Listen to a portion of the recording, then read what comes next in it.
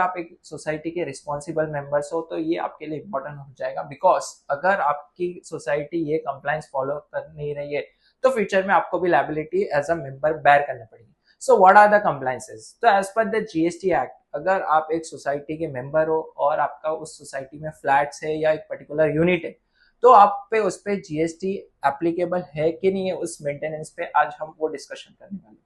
So as per the GST law कहता है कि अगर आपकी सोसाइटी 20 लाख के अबव हो जाती है तो आपको सोसाइटी मेंटेनेंस पे जीएसटी चार्ज करना जरूरी है। बट एक एग्जेम्पशन दिया है कि अगर 7,500 पर फ्लैट पर मंथ आपका सोसाइटी मेंटेनेंस है तो आपको कोई जीएसटी की लायबिलिटी बेयर नहीं करनी पड़ेगी एज अ मेंबर। बट अगर आपकी 7,500 का मेंटेनेंस के अबव जा रहा है पर मंथ पर फ्लैट, तो आपकी जीएसटी लायबिलिटी है। बट अगर सोसाइटी चार्ज नहीं कर रही है तो इन फ्यूचर उन्हें नोटिस बेयर करना पड़ेगा।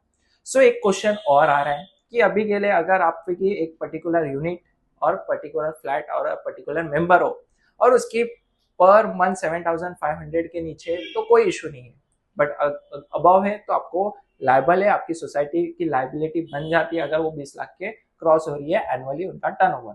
सो एक क्वेश्चन और आता है कि अगर कॉम्प्लेक्स में आपके एक सोसाइटी हॉल रेंटल पे दे रही है और सोसाइटी का टर्नओवर 20 लाख के अबव हो रहा है तो उस पर जीएसटी चार्ज करना जरूरी है कि नहीं है, फर्स्ट क्वेश्चन। सेकेंड क्वेश्चन आता है तो अगर उस पर कोई कमर्शियल है, कोई हॉस्पिटल है, उस पर भी जीएसटी की एप्लीकेबिलिटी है कि नहीं है, वो 7,500 एप्लीकेबल फॉर द कमर्शियल है कि नहीं है, वो हम नेक्स्ट वीडियो में डिस्कशन करने वाले हैं। अभी के लिए आप हमारे चैनल्स को सब्सक्राइब कीजिए, फॉलो कीजिए, और आपकी कोई क्वेरीज है या फीडबैक है आप हमें कमेंट बॉक्स पे लिखिए। एज ऑफ नाउ के लिए थैंक यू, फिर मिलेंगे विद द रिस्पॉन्सिबल मेंबर। आप चेक कीजिए आपके सोसाइटी के चेयरमैन और बैलेंस शीट्स के।